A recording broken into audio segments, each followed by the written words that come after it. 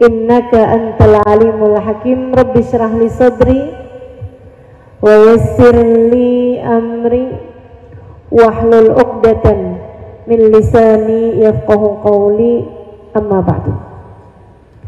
Sama-sama kita hormati, kita muliakan sahibatul bait Ibu Dokter Hirza beserta seluruh keluarganya. Kita doakan semoga selalu berada dalam rahmat ridha Allah Subhanahu wa taala, selalu dalam lindungan dan bimbingan Allah Subhanahu wa taala.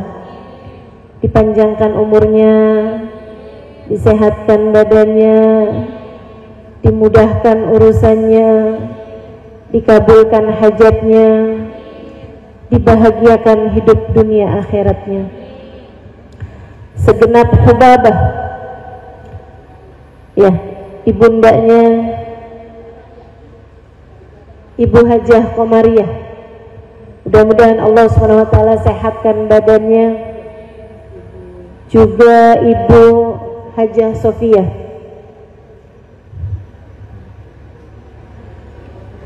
mudah-mudahan semua keluarga besar dari Kiai Haji almarhum Tahir, semoga semuanya dalam limpahan rahmat ridha Allah Subhanahu wa taala insyaallah. Amin ya rabbal alamin. Para hubabah, wabil khusus Hubabah Anisah Al-Kaf, juga para hubabah-hubabah yang lain kita doakan mudah-mudahan panjang umur dalam keberkahan insyaallah. Para ustazah, bil khusus Ustazah Aisyah Baharun, kita doakan semoga semakin berkah kehidupannya insyaallah. Tim Hadrah Az-Zahra dan juga semua jamaah yang hadir di majelis ini, segenap ibu-ibu nyai, segenap pimpinan majelis ta'lim, ibu wali kota juga, dan semua yang hadir di majelis ini, baik ibu-ibu, kakak-kakak, adik-adik, anak-anak, nenek-nenek, janda-janda. Semoga semuanya dirahmati dan dicintai Allah Subhanahu wa taala, disayangi dan disyafaati Nabi besar Muhammad sallallahu alaihi wa ala alihi wasallam insyaallah. Amin ya.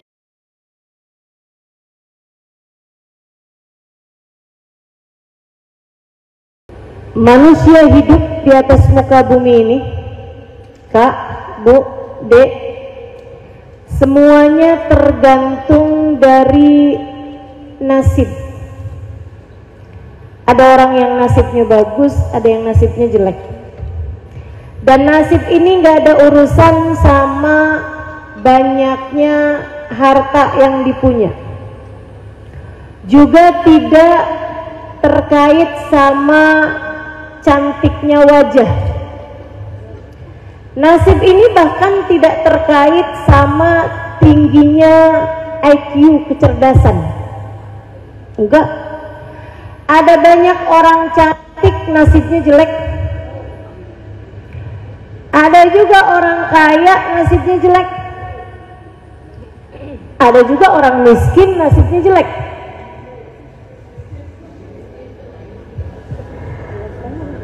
Ada juga orang pinter nasibnya jelek. Banyak juga orang nggak pinter nasibnya jelek juga.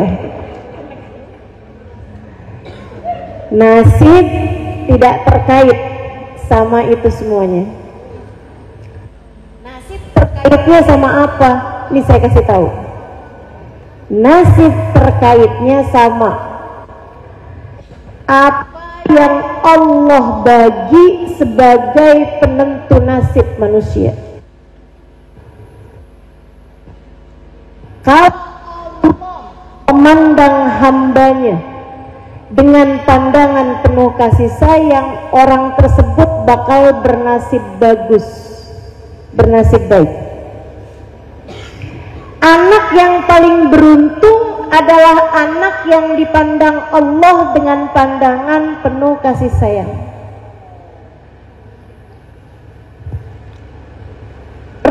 remaja yang beruntung adalah remaja yang dipandang Allah dengan rahmatnya. Istri yang beruntung, bukan yang paling dicintai sama suaminya, bukan yang ditransfer paling banyak sama suaminya. Istri yang paling beruntung, yang dipandang Allah dengan pandangan rahmatnya. Suami yang beruntung juga seperti itu, bukan yang dicintai istrinya paling banyak. Maksudnya cintanya yang banyak, bukan istrinya yang banyak ya. Akan tetapi suami yang paling beruntung, yang dipandang Allah dengan pandangan rahmat. Ibu yang beruntung, bukan ibu yang punya anak paling pintar, paling berprestasi, bukan. Akan tetapi seorang ibu yang dipandang Allah dengan pandangan kasih sayangnya. Mereka yang paling beruntung dunia sebelum kelak di akhirat nanti. Kalau urusan akhirat sih kita tanpa ragu-ragu tentu saja. Yang paling beruntung di surga yang dapat rahmatnya Allah. Yang paling beruntung saat lewat jembatan yang dapat rahmatnya Allah. Yang paling beruntung di padang mahsyar yang dapat rahmatnya Allah. Kata Allah dalam Al-Quran, A'udhu billahi minasyaitanir rajim. Fa'ammal ladhina swaddat wujuhuhum akafartum ba'da imanikum fadhuqul adaba bima kuntum takfurun. Wa ammal ladhina biyaddat wujuhuhum fafi rahmatillah hum fiha khalidun. Di padang mahsyar nanti kata Allah, aku akan jadikan sebagian wajah bercahaya, sebagian wajah aku hitam legamkan. Fa'ammal ladhina swaddat wujuhum, yang wajahnya Allah jadikan hitam legam, akafartum ba'da imanikum, kalian sih kenapa meninggalkan Islam padahal sebelumnya kalian telah aku beri hidayah? Kenapa kamu lebih tertarik cinta dunia padahal sudah aku perdengarkan padamu firman-firmanku? Kenapa kamu lebih tertarik jalan-jalan yang membuatmu jauh dari Allah dan meninggalkan ajaran serta jalan yang dibawa oleh Nabi Muhammad dan diteruskan oleh para ulama-ulama Islam? Fadhuqul adab. Sekarang karena kamu lebih tertarik sama selain jalannya Allah, rasakanlah azab. Bima kuntum takfurun, sebab ingkarnya kalian tersebut. Fa'ammal ladhina biyaddat wujuhum. Nah, kalau yang wajahnya dibuat bercahaya itu kenapa ya Allah? Fa fi rahmatillah. Karena mereka berhasil meraih rahmatnya Allah. Karena mereka adalah orang-orang yang mendapatkan rahmatnya Allah. Di akhirat yang paling beruntung yang dapat rahmatnya Allah. Di kubur juga gitu. Siapa yang paling beruntung di kuburnya? Bukan yang harga kuburannya paling mahal. Sekarang lagi musim nih, anak-anak kalau orang tuanya meninggal dikuburin di tempat-tempat yang mewah. Nilainya kuburan ada yang 500 juta gitu, udah kayak rumah. Masya Allah. Sehingga sekalian, nggak ngaruh itu mah. Kubur itu masalahnya bukan seberapa mahal tanahnya, akan tetapi bagaimana orang di dalam kuburnya. Adakah dia telah meraih rahmatnya Allah, ataukah dia adalah seseorang yang dibenci, dimurka oleh Allah. Na'udzubillah min dzalik. Ini kalau urusan akhirat, teman-teman. Diawali urusan akhirat itu dari saat ajal datang menjemput. Saat kematianmu tiba, kamu hanya akan menjadi salah satu dari dua jenis orang yang Allah berkenan memandangmu dengan kasih sayang, ataukah seseorang yang Allah tak sudi membukakan pintu rahmatnya bagimu. Saat ajalmu tiba, kamu hanya akan menjadi salah satu dari dua orang peraih husnul khatimah yang dicinta Allah Subhanahu wa taala, ataukah naudzubillah min dzalik, Allah memurkaimu sehingga Allah tutupkan rapat-rapat pintu rahmatnya darimu. Naudzubillah min dzalik. Orang kalau udah sama Allah ditutup darinya pintu rahmat, kira-kiranya mau pergi kemana kalau ajal datang menjemputnya? Saudara sekalian, saya ingat saya ini lama hidup di pondok pesantren. Habis dari Darua, saya pindah pesantren di Al-Tauhidiyah Tegal, kemudian pindah lagi di Al-Anwar Sarang Rembang, kemudian ke Tarim Hadramut Daruz Zahra, sampai dengan mengajar di Daruz Zahra. Saya lama di pondok pesantren dan saya betah di pondok pesantren. 12 tahun saya mondok pesantren. Kalau dibilang pinter, mudah-mudahan. Tapi kalau ngelihat masa belajarnya sebenarnya nggak pinter-pinter amat lah. Lama belajarnya, 12 tahun. Saya betah di pondok pesantren. Tapi kalau saya ditanya, Ustazah, waktu mondok pesantren saat apa yang paling Ustazah sukai? Saat saya ada di pondok pesantren, saat yang paling saya sukai adalah saat saya pulang ke rumah.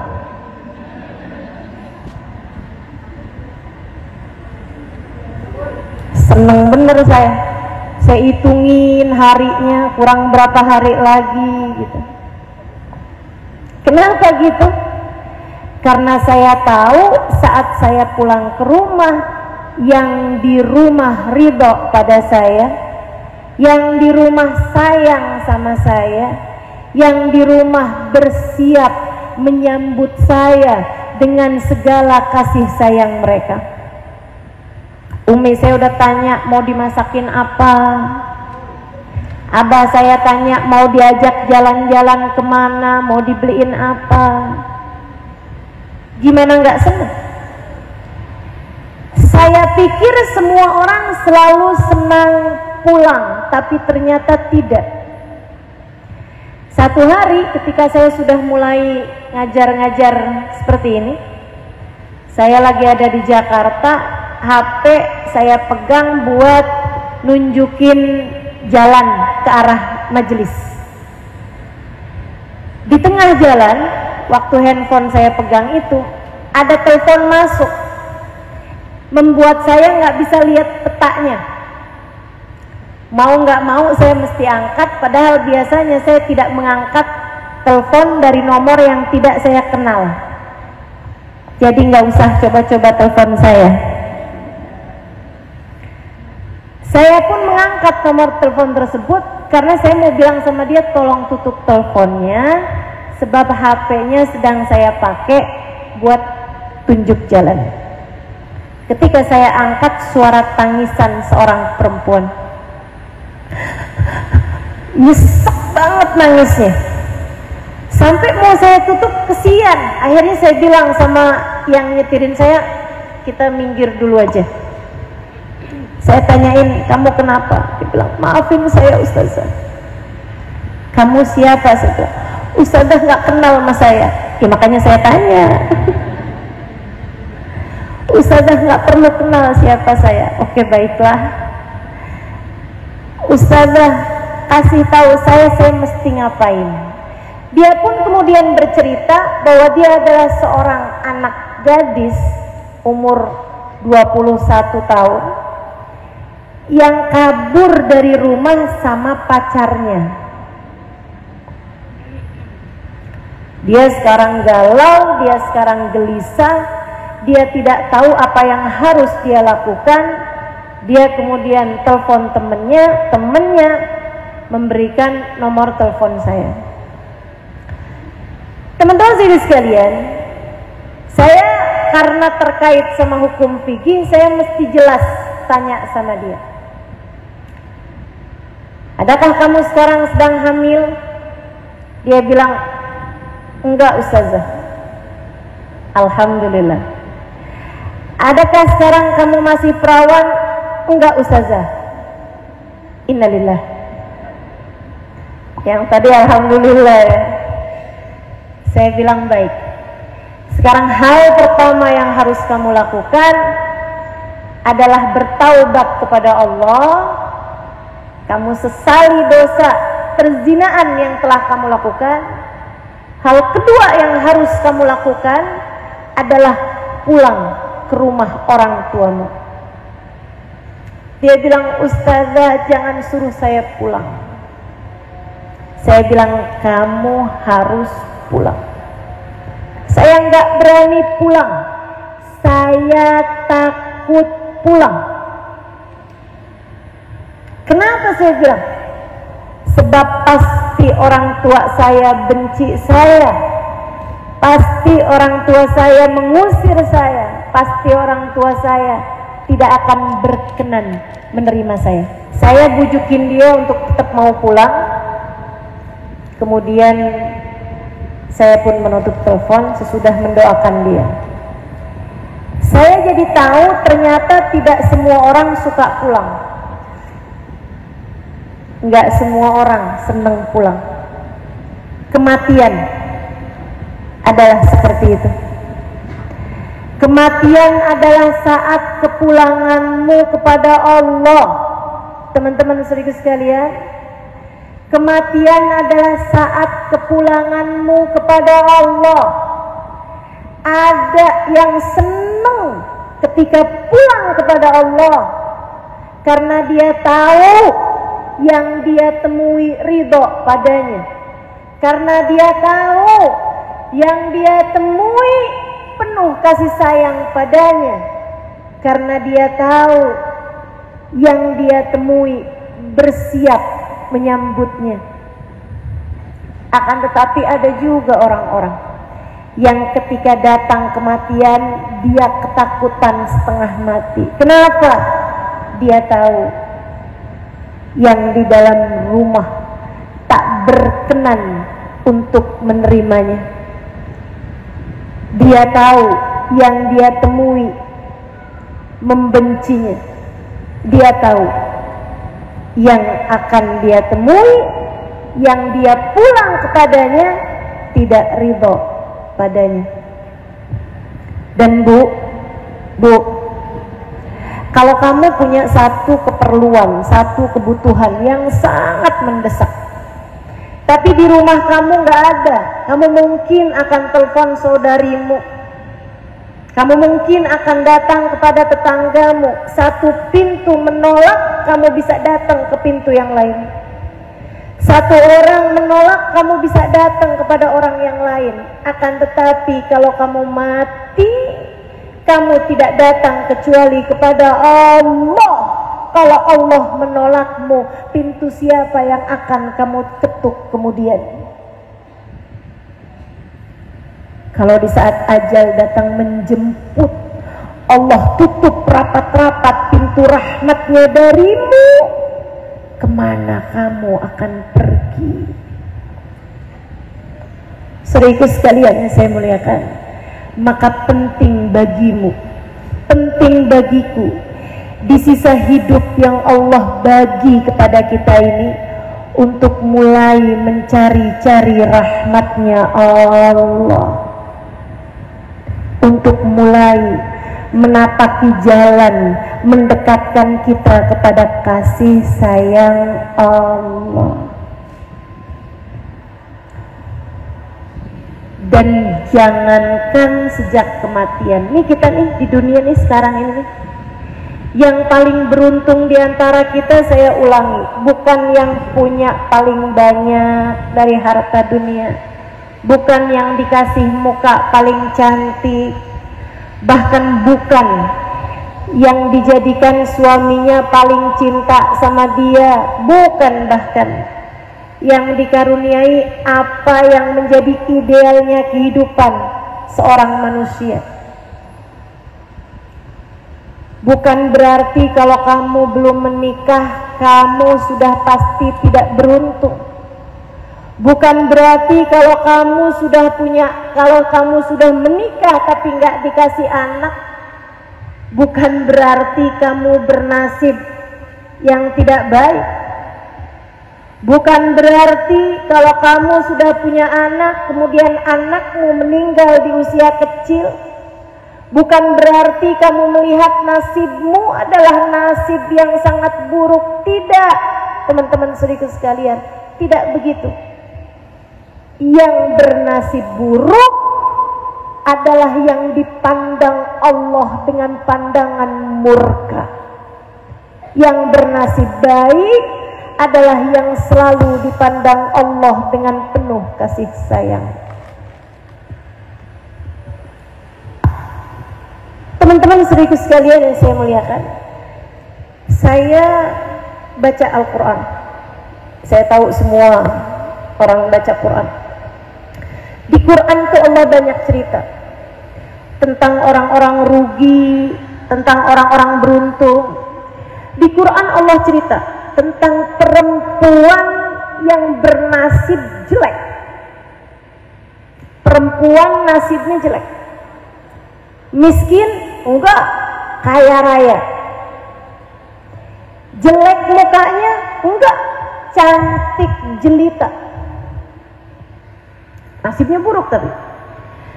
Enggak punya suami mungkin? Enggak. Dia punya suami kaya raya dan ganteng luar biasa. Enggak punya anak mungkin? Anaknya banyak.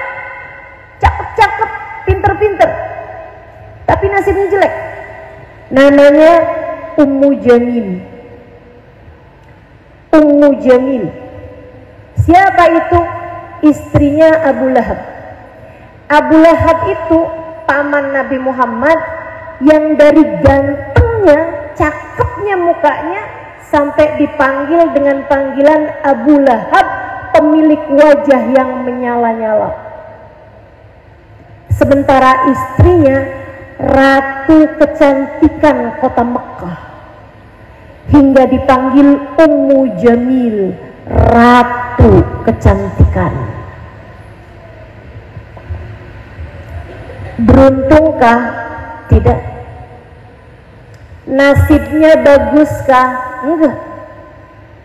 A'udzubillahi minasyaitonir rajim. Tabbat yada Abi Lahabin wa tab. Celaka Abu Lahab, sungguh-sungguh telah celaka. Ma aghna anhu maluhu wa ma kasab. Hartanya enggak akan manfaat baginya, anak-anaknya enggak akan manfaat baginya. Wa imra'atuhu sayasla naran dzata lahab. Dia akan masuk ke dalam api neraka yang berkobar-kobar. Wa imra'atuhu, sama istrinya tuh si Ummu Jamil, hammalatal hatab, tukang bawa kayu bakar. Katanya kaya, kok bawa kayu bakar? Orang kaya nggak bawa kayu bakar dari zaman dulu juga. Dia punya pelayan, dia tinggal beli. Tapi kenapa Allah menceritakannya sebagai pembawa kayu bakar? Teman-teman sekalian, dia punya kebencian yang besar di hatinya kepada baginda Nabi Muhammad. Kebencian itu membuat dia kerjaannya nyari pohon-pohon tumbuhan-tumbuhan yang banyak tumbuh di rawa-rawa dengan duri-duri yang panjang-panjang, diambilin pohon-pohon tersebut, dia taruh duri-durinya di jalanan yang kiranya akan dilewati oleh Nabi Muhammad. Kebencian, mohon maaf, bikin orang jadi bahlul. Kebencian bikin orang jadi nggak bisa berpikir wajar. Ini Ummu Jamil, kalau nggak karena kebenciannya kepada Nabi Muhammad, dia perempuan cantik, anggun, elegan. Akan tetapi karena kebenciannya kepada baginda Nabi besar Muhammad SAW, bikin dia jadi kayak perempuan yang nggak normal. Masa naruhin duri di jalanan yang kiranya akan dilewati Nabi Muhammad? Kalau kena anaknya gimana? Kalau kena cucunya gimana? Kalau kena suaminya gimana? Dan akhirnya benar, duri tersebut satu waktu mengenai kaki dirinya sendiri. Dilupa naroknya di mana aja, akhirnya kena ke dirinya sendiri. Dia kesakitan setengah mati. Dia pun kemudian mengarah ke sebuah pohon. Saat itulah Allah Subhanahu wa ta'ala yang memang sangat murka kepada perempuan yang hatinya penuh dengan kebencian ini, memerintahkan malaikat Israel untuk mencabut nyawanya, tapi tidak secara wajar. Yang lain dicabut nyawanya dari atas ke bawah. Dia, teman-teman sekalian, Allah jadikan malaikat menjerat lehernya. Jadi dia punya tali yang biasa dipakai buat ngiket kayu bakarnya itu tadi, buat ngiket kayu yang ada duri-durinya tadi itu. Talinya itu tersampir di kanan kiri bahunya. Malaikat dari belakang ngambil bagian kanan, ngambil bagian kiri, tengah-tengahnya ada pohon, dijerat sama malaikat hingga matilah dia dalam keadaan fi jidha hablum min masad. Di lehernya ada tali yang menjerat. Allah kalau sudah benci kepada seorang hamba, bisa sebegitu memilukan nasibnya, bisa sebegitu sengsara hidupnya, teman-teman. Abu Lahab, pernah dengar bagaimana cara Allah membuatnya mati? Dikasih penyakit semacam virus begitu ya, yang membuat dokter-dokter bilang jangan ada yang deket, nanti bisa nular. Sehingga anak-anaknya pun gak berani mendekat, dia kepanasan, kesakitan, setengah mati, gak ada siapapun mau mendekatinya. Dia kemudian bilang dengan suara parau di akhir-akhir hidupnya, haus, haus, air, air. Anaknya ngambil galah, ditaruhin gayung di ujungnya, diambilin air, kemudian dari kejauhan meletakkan air tersebut di mulut sang bapaknya tersebut. Laki-laki yang dipandang di masyarakat, paman Nabi Muhammad, anak Abdul Muttalib, pemimpin Quraisy, kaya raya, anaknya banyak, istrinya cantik, dan seorang dengan wajah yang cakep luar biasa. Allah hinakan hidupnya, akhir hidupnya keluarganya tak ada satupun yang berkenan ada di sampingnya, sampai mati dalam keadaan seperti itu. Habis mati dokternya bilang, ini walaupun dia mati, virusnya nggak mati, dia tetap bisa nolak, tetap bisa nular juga. Apa yang terjadi? Anaknya suruh ngubur, gak ada yang mau, takut, gak ada yang berkenan buat pegang badannya.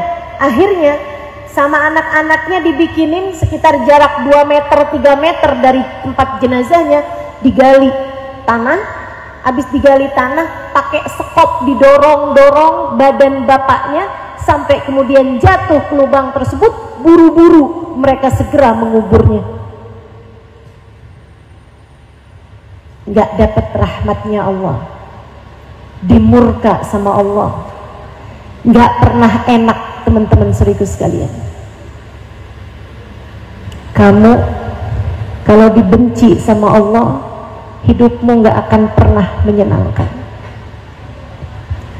Kamu kalau Allah memandangmu dengan pandangan kebencian, hidupmu hanya akan berisi siksaan demi siksaan.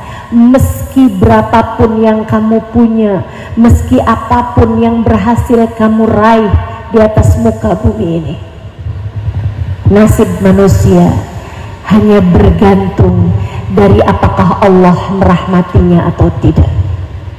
Di Quran Allah juga cerita tentang perempuan beruntung. Saudaraku sekalian yang saya muliakan, perempuan yang hatinya tertambat dengan Allah Subhanahu wa taala, ibunda Nabi Musa. Hari kelahirannya ditandai dengan mimpinya Fir'aun, bahwasanya kekuasaanmu akan hancur disebabkan seorang laki-laki yang lahir di malam ini. Saudaraku sekalian yang saya muliakan, malam hari itu Yukabad, ibunda Nabi Musa, baru saja melahirkan Nabi Musa alaihissalam. Teman-teman saudaraku sekalian, Fir'aun muntab, Fir'aun marah, Fir'aun murka. Beberapa hari kemudian Fir'aun memerintahkan untuk membunuh semua bayi yang lahir pada masa tersebut. Galau luar biasa hati semua orang tua. Sampai tibalah waktu itu ketika pasukan Fir'aun datang ke kampungnya Nabi Musa. Ibunda Nabi Musa galau luar biasa, kacau hatinya. Ya Allah, apa yang harus saya lakukan terhadap putraku ini ya Allah? Teman-teman saudaraku sekalian yang saya muliakan, gak lama dia dengar anak laki-laki di rumah tetangganya yang semula menangis, gak lama kemudian tertebas pedang pasukannya Fir'aun hingga kemudian tewas seketika itu juga, diiringi dengan jeritan ibu, bapak, dan seluruh keluarganya. Ibunda Nabi Musa semakin kalut. Dia minta kepada Allah, ya Allah, selamatkanlah anakku. Teman-teman, perempuan yang hatinya bersambung sama Allah, dipandang sama Allah dengan pandangan kasih sayangnya, Allah punya lebih dari 1001 cara untuk bisa menyelamatkannya. Allah perintahkan, letakkan dia di dalam kuali yang tengah menyala api di bawahnya itu. Sang ibu yang hatinya bergantung sama Allah, ketika Allah memerintahkannya seperti itu, malaha illa an taqul sami'na wa ata'na. Ya Allah, aku dengar dan aku penuhi perintahmu. Diletakkan anaknya di situ. Saudaraku sekalian, pasukan nyari nggak akan pernah kepikir dong. Masa ada orang tua anaknya mau dibunuh, daripada dibunuh sama pasukan Nabi Musa, mendingan sekalian aja dah dibuat marak. Ya mungkin. Sekalian aja dibuat rendang. Nggak mungkin kan dibuat gulai misalnya gitu, nggak ada. Mereka nggak kepikir ada seorang yang meletakkan anaknya di tengah kuali tersebut. Bawahnya api menyala. Selamatlah Musa, pasukan semuanya pergi. Sudah mereka mencari kesana kemari, nggak dapat anaknya. Kemudian sudah mereka jauh, ibunda Nabi Musa dengan panik membuka kuali tersebut. Di sanalah dia mendapati anaknya selamat tanpa kurang suatu apa. Allah kalau mau nyelamatin, apa sih yang orang bisa perbuat? Apa? Allah kalau mau menyelamatkan, api nggak bisa ngebakar. Allah kalau mau menyelamatkan, air tidak bisa membuat tenggelam. Allah kalau mau menyelamatkan, apapun aja bisa Allah berikan. termasuk kepadamu teman-teman. Kalau Allah mencintaimu, Allah menaikkanmu. Kalau Allah mencintaimu, Allah mendengar tiap keluh kesahmu. Kalau Allah mencintaimu, Allah akan selalu membahagiakan hatimu. Allah akan selalu mengamankanmu dari semua ketakutan-ketakutanmu. Lebih ajaib lagi, ibunda Nabi Musa berdoa meminta petunjuk pada Allah. Ya Allah, bagaimanapun orang nanti pasti akan dengar bahwa saya punya anak. Ya Allah, gimana cara saya menyelamatkan anak saya? Allah bilang, alqihi fil yam, hanyutkan dia di sungai. Allah kalau punya urusan semau-mau Allah teman-teman. Minta diselamatin malah disuruh hanyutkan ke sungai. Dikerjain, hanyutin ke sungai. Hati itu kalau udah terpaut sama Allah, apapun yang jadi perintah Allah, sami'na. Disuruh sholat 5 waktu, sami'na. Disuruh nutup aurat, sami'na. Disuruh lemah lembut kepada suami, sami'na. Disuruh lemah lembut kepada anak-anak, sami'na. Disuruh berbakti kepada orang tua, sami'na. Begitu. Maka dia pun sami'na wa ata'na, dihanyutkannya anak tersebut. Sambil galau hatinya membuat kepada saudara Nabi Musa, kakaknya Nabi Musa, dia bilang, nak coba liatin itu kursi, coba liatin ke arah mana air membawa adik kamu itu. Subhanallah, Allah jadikan air mengarah ke rumahnya Fir'aun. Mau diselamatkan dari Fir'aun, Allah bawanya ke tempat Fir'aun. Istrinya Asiyah lagi mandi-mandi, kelihatan ada apaan tuh, pas dilihat anak bayi. Dia pun ngambil bayi tersebut, cakep, Allah taruhkan dalam hatinya rasa cinta. Dia pun kemudian masuk bawa anak. Fir'aun bilang, apa tuh Asiyah? Anak bayi. Laki apa perempuan? Jangan gitu dong Mas Fir'aun. Udah saya lihat anaknya. Laki atau perempuan? Laki-laki. Mungkin ini anak yang akan menghancurkan kekuasaanku. Aku akan segera membunuhnya. Jangan gitu Mas.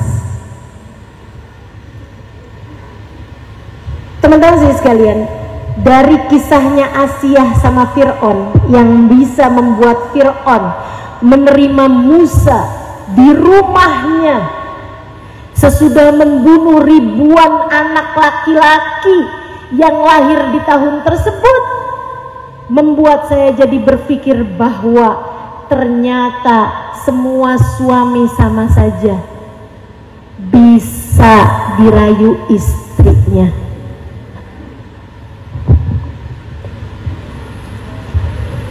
Betul nggak? Suamimu nggak Fir'aun amat loh.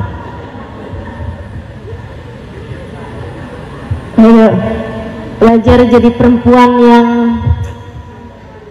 pandai merayu. Belajar jadi perempuan yang hatinya bersambung sama Allah. Minta petunjuk pada Allah dalam segala keadaan. Itu pasti dibimbing terus-terusan. Yang saya bayangin, Asiyah ngomong begini, Fir'aun, bagaimanapun kalau itu adalah takdir yang harus kamu jalani, itu pasti akan terjadi mau atau tidak mau. Kalau anak yang dimaksud itu adalah anak ini, segala macam cara kamu menghancurkannya, kamu gak akan pernah bisa. Bukankah daripada anak ini jauh di mana-mana, jauh lebih aman bagimu kalau anak ini di rumah kita? Iya juga ya. dirawat, anak lain dibunuh, anak yang akan menjadi kehancurannya Fir'aun malah justru dirawat. Lihat bagaimana cara Allah menyelamatkan hamba-hambanya. Nggak masuk di akal kadang-kadang. Ibunda Nabi Musa nangis di rumahnya, ya Allah. Ini bentar lagi nih Musa ditebas batang lehernya nih. Nabi Musa bentar lagi nih nggak selamat nih, ya Allah. Selamatkan Musa, ya Allah. Selamatkan Musa. Dia tidak berurusan dengan Fir'aun, dia tidak berurusan dengan Asia, dia tidak berurusan dengan siapapun. Hatinya hanya berurusan kepada pengendali semua manusia, Allah Subhanahu wa ta'ala. Teman-teman saudaraku sekalian, dari cerita ini kamu bisa tahu hati Fir'aun berada dalam kendali Allah, hati Asia dalam kendali Allah, hati raja-raja yang bahkan ngaku jadi Tuhan dalam kendali Allah. Apalagi hati suamimu itu, apalagi hati anak-anakmu. Kok kamu sampai ngerasa kewalahan ngadepin suami kamu? Kok kamu sampai ngerasa betapa sulitnya mendapatkan hati suami kamu? Kenapa kamu sampai sebegitunya gitu? Teman-teman saudaraku sekalian yang saya muliakan, kamu lupa. Kenapa kamu merasa capek ngadepin suami kamu? Kenapa kamu ngerasa putus asa ngadepin suami kamu? Karena kamu lupa hati suamimu berada dalam kendali Allah. Ingat-ingetin ucapan saya. Hati suamimu berada dalam kendali Allah. Makanya yang dilakukan sama Yukabat kayak begitu. Ya Allah, Musa ya Allah, selamatin ya Allah. Dan ibunda Nabi Musa tak peduli. Dia tahu semua ada dalam kendali Allah. Dia bilang, ya Allah, kembalikan Musa padaku. Ya Allah, aku tak sanggup berpisah dengan buah hatiku, kembalikan Musa padaku. Dan Allah kalau punya mau, teman-teman, bukan hanya Musa diselamatkan, akan tetapi faharramna alaihil maradi'. Kata Allah Subhanahu wa ta'ala dalam surat Al-Qasas, maka aku pun halangkan dari semua para ibu-ibu susu min qabl. Faqalat hal adullukum ala ahli baitin yakfulunahu lakum wa hum lahu nasihun. Ibundanya nih, si Asia ini, ibu angkatnya nih, dia minta sama semua perempuan-perempuan yang lagi punya air susu, lagi punya ASI. Kalau punya susu semua ya, lagi punya ASI, dia minta untuk nyusuin Nabi Musa. Allah kemudian faharramna alaihil maradi'. Nabi Musa kecil, baru berusia beberapa hari, tiap minum air susu dari selain ibunya, semua dilepeh. Nggak ada yang dia mau. Bingung Asia kemudian. Asia akhirnya mengumumkan, siapapun di antara kalian warga negeriku yang sedang punya air susu, silahkan kemari. Aku akan menjadikannya ibu susu bagi anakku ini, dan aku akan penuhi kebutuhannya selama masa penyusuan. Ibunda Nabi Musa ngantri di antara perempuan-perempuan berasi. Semua dilepeh Nabi Musa sampai faradadnahu ilaih, kata Allah. Ajaib sih ini. Allah tuh terhadap hamba yang dirahmati ajaib, teman-teman. Alangkah beruntung jika kamu menjadi salah satunya. Allah kepada hamba-hamba yang dia cinta, yang dia sayang, melakukan segala keajaiban-keajaiban. Kata Allah, faradatnahu ila ummihi, aku kembalikan Musa kepada ibundanya. Biar kenapa ya Allah? Untuk membuktikan kekuasaanmu, biar orang semuanya tahu bahwa engkau kalau sudah menyelamatkan seseorang pasti akan selamat juga. Enggak, kata Allah, kai taqarra ainuha wala tahzan, biar ibunya tenang hatinya dan enggak sedih lagi, biar ibunya enggak nangis mulu, biar hati ibunya bahagia gembira. Kenapa gitu ya Allah? Sebab di sisi Allah air mata Yukabat begitu mulia. Sebab di mata Allah air mata dari seorang perempuan salehah begitu bernilai tinggi. Allah tidak mau air matanya jatuh untuk kesedihan-kesedihan duniawi. Kamu kalau dicinta sama Allah, Allah akan peduli setiap rasa hatimu, teman-teman. Kamu kalau dicinta sama Allah, Allah tak akan membiarkanmu bersedih hati. Sekarang terserah kamu, mau jadi Ummu Jamil atau mau jadi Yukabat. Pilihan ada padamu. Saat hidup ini, kalau kamu memilih, baiklah kalau begitu. Saya ingin menempuh jalan menuju kasih sayang Allah. Saya ingin menjadi seorang perempuan yang bernilai di mata Allah.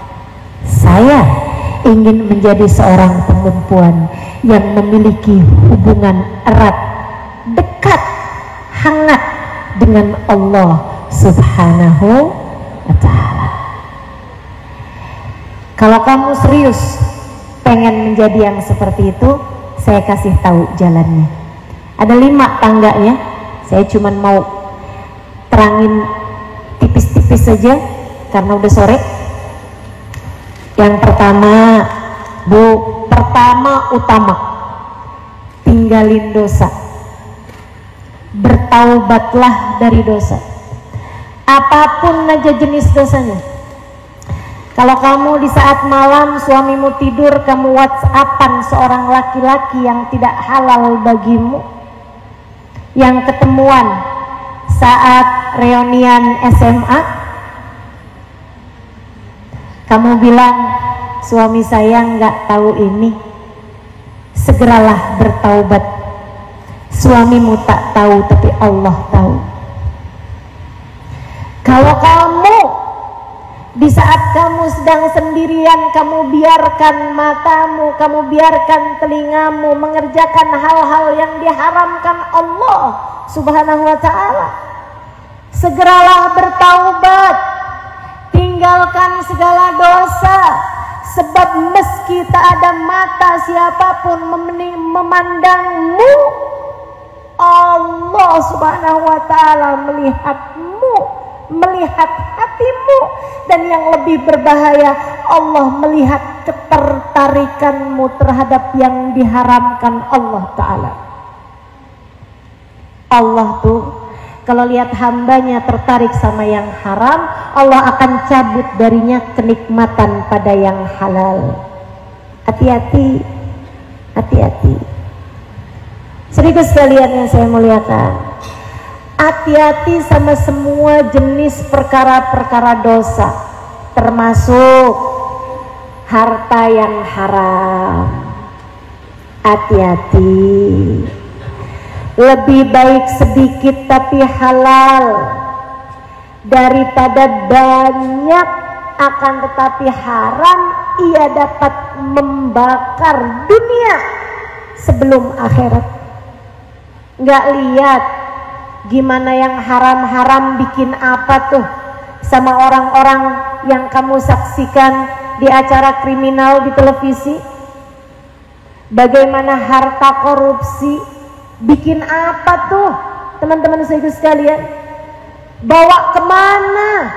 Bawa penjara, bawa kehinaan hidup dunia, bawa kepada derita demi derita. Itu belum akhirat, masih dunia. Tuh udah Allah tunjukkan betapa yang haram tidak akan membawamu kepada kenikmatan apapun, hanya akan membawamu kepada dosa demi dosa, hanya akan membawamu kepada rasa tersiksa. Gak ada enak-enaknya barang haram. Barang haram tuh kamu kerjain seneng sebentar, susahnya lama.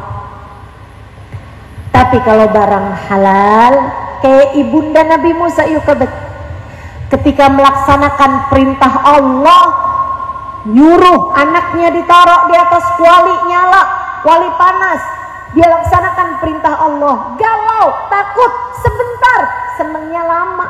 Ketika Allah menyelamatkan anak tersebut, Allah suruh bawa, hanyutkan di sungai, galau, takut, khawatir, gelisah. Berapa lama? Sejam, 2 jam, sehari, 2 hari. Sesudahnya senang untuk waktu yang sangat lama. Selalu seperti itu urusan dunia teman-teman. Nggak usah tertarik sama barang haram.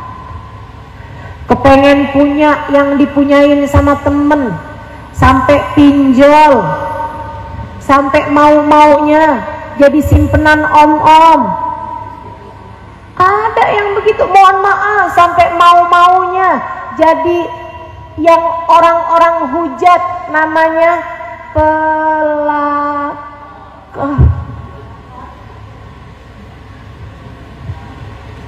Senang berapa lama? Senangnya berapa lama? Susahnya jauh lebih panjang. Jangan tertarik sama yang haram. 1, taubatilah dosa-dosamu. Yang kedua, taatlah, mendekatlah, bangunlah di waktu malam, tahajudlah. Taat tuh kelihatannya susah, tapi susahnya sebentar, nikmatnya lama. Bangun tahajud ngantuk sebentar, senengnya lama. Puasa Ramadan, laparnya sebentar, senengnya lama. Bukan begitu? Semua jenis ketaatan susah sebentar di awal-awalnya aja. Lama-lama tambah ringan, tambah ringan, tambah enak, tambah enak, tambah enak. Lama-lama jadi kenikmatan-kenikmatan beribadah. Masya Allah, Masya Allah. Yuk, mudah-mudahan bisa kita jalanin, insya Allah. Yang ketiga, kalau kamu kepengen jadi perempuan yang bisa dapat rahmatnya Allah, jadi hamba yang bisa dapat rahmatnya Allah, 1 tadi, jangan tertarik sama dosa, tinggalkan, bertaubatlah dari dosa. Yang kedua, kerjakan ketaatan, sholat jangan tinggal, aurat jangan dibuka-buka, kan gitu ya.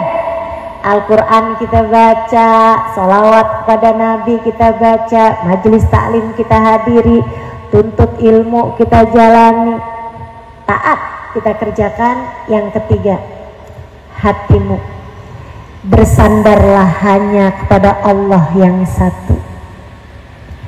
Jangan bersandar kepada siapapun atau apapun teman-teman. Semua lemah, semua tak berdaya. Kamu sandarannya mau Allah aja. Ingetin diri terus, ingetin diri terus, ingetin diri. Suami hatinya lagi berpaling kepadamu, ingetin diri. Wahai diri, tenang, yang tenang. Hati suami ada dalam genggaman Allah. Ya Allah, kembalikan hati suamiku hanya kepadaku. Begitu? Enggak. Terus biarin aja nih hati suami berpaling kepada perempuan lain, nggak gitu juga. Tapi kamu harus cari tahu kenapa Allah membuat hati suamimu berpaling darimu. Bisa jadi karena Allah melihatmu meletakkan cintamu kepada suamimu sepenuhnya. Allah cemburu padamu. Saya sering berpikir bahwa ketika hati suami berpaling dari seorang istri, itu adalah cara Allah untuk mengenalkan kepada istri tersebut bahwa hanya cinta Allah lah yang sejati. Allah kayak lagi mau bilang, tuh liatin, kamu sih cintanya sama suami aja, aku kamu tinggalkan. Lihat, hati suamimu bisa mudah berpaling darimu, sementara aku, apabila aku cinta padamu, aku akan mencintaimu selamanya. Gitu. Mendekatlah kepada Allah. Teman-teman saudaraku sekalian yang saya muliakan, sandarannya sama Allah aja, sandarannya sama Allah aja. Bilang sama hatimu, ya Allah, saya lemah, akan tetapi bersama saya ada Engkau Dat yang maha kuat, maka saya tidak akan takut terhadap apapun. Ya Allah, saya sakit, tapi bersamaku ada Engkau.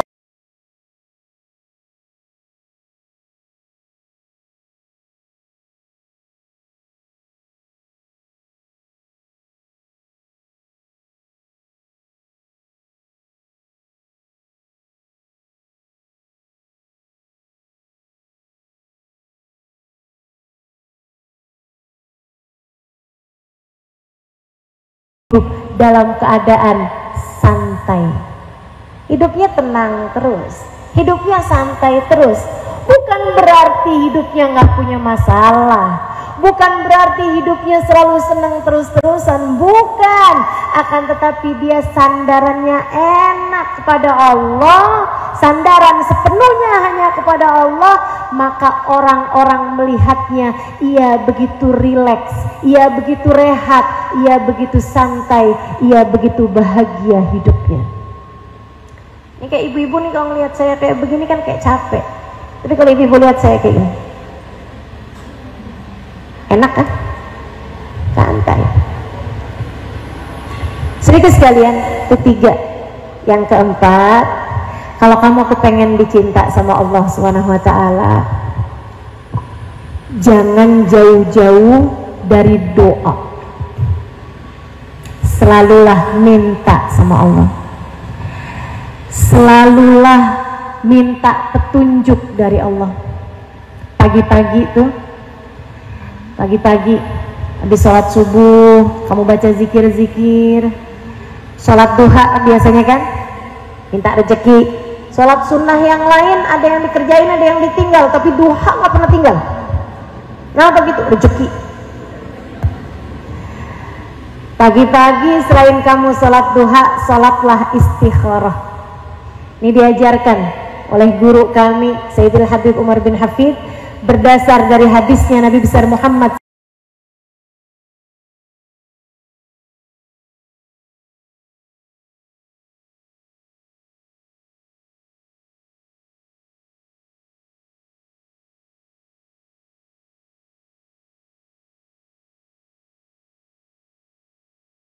sholat istikharah, sebagaimana Nabi selalu mengajarkan kami untuk tidak pernah meninggalkan sholat fardu.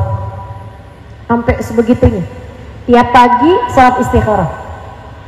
Ulama ada yang banyak ngebarenginnya sama sholat isyraq, bahkan ada yang ngebarenginnya sama sholat qobliyah subuh. Tapi kalau kami biasa mengerjakannya ngebarengin sama sholat isyraq atau sholat duha. Usolli sunnatal istikharah rak'atain lillahi ta'ala. Habis selesai sholat kamu angkat tangan, ya Allah, ada hari baru lagi yang kau minta kami menjalaninya ya Allah. Nggak ngerti, nyerah, nggak ngerti gimana saya harus menjalaninya seperti yang kau inginkan. Maka bimbinglah hambamu ini ya Allah, agar dapat menjalani hari ini dengan cara yang terbaik. Bimbing mata, bimbing telinga, bimbing lisan untuk bisa melakukan yang terbaik. Bimbing hati ya Allah, biar dapat merasakan semua rasa dengan cara yang terbaik. Nanti dibimbing, sedihmu karena Allah, banggamu karena Allah, senangmu karena Allah. Allah bimbing nanti kamu menjalankan hari-hari sesuai dengan cara para hamba-hamba Allah menjalani hari-harinya. Dan yang terakhir, kalau kamu pengen selalu jadi hamba Allah Subhanahu wa ta'ala yang dicinta sama Allah, bergaullah dan cintailah hamba-hamba yang tercinta di sisi Allah, wa fi muqaddimihim, yang terutamanya manusia paling tercinta di sisi Allah, baginda Nabi besar Muhammad sallallahu alaihi wasallam. Hatimu mesti kenal cinta sama Nabi Muhammad. Hatimu mesti kenal cinta sama semua orang-orang yang dicinta sama Allah. Kenal Sayyidah Fatimah, kenal Sayyidah Khadijah, kenal Sayyidah Aisyah, kenal kehidupan orang-orang soleh. Hatimu cinta sama para ulama, hatimu cinta sama para ustazah, hatimu cinta sama para ubaba. Itu jalan teman-teman, itu dasar, itu modal hidup dalam petunjuk Allah Subhanahu wa ta'ala. Hati penuh cinta kepada hamba-hamba Allah yang soleh. 5 hal itu kalau kamu jalanin dalam kehidupan, kamu jauh dari dosa-dosa, kamu kerjakan semua perintah dan ajaran Allah Ta'ala, hatimu tidak bersandar kecuali kepada Allah, hatimu tidak terpaut, tidak bergantung kecuali kepada Allah Subhanahu wa ta'ala, hatimu tidak berharap kecuali kepada Allah Subhanahu wa ta'ala.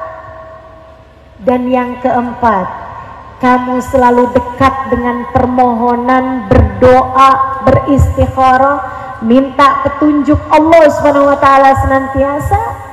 Yang kelimanya, kamu selalu berkawan, berteman dengan orang-orang baik-baik, berteman, berkawan dengan baginda Nabi besar Muhammad, sehingga Nabi senantiasa ada dalam hatimu. Kamu selalu ingat kepada beliau, berkawan dengan orang-orang saleh, berkawan dengan para ulama-ulama. 5 hal tersebut kalau kamu jalankan layak menjadikanmu seorang perempuan yang berhasil meraih rahmatnya Allah.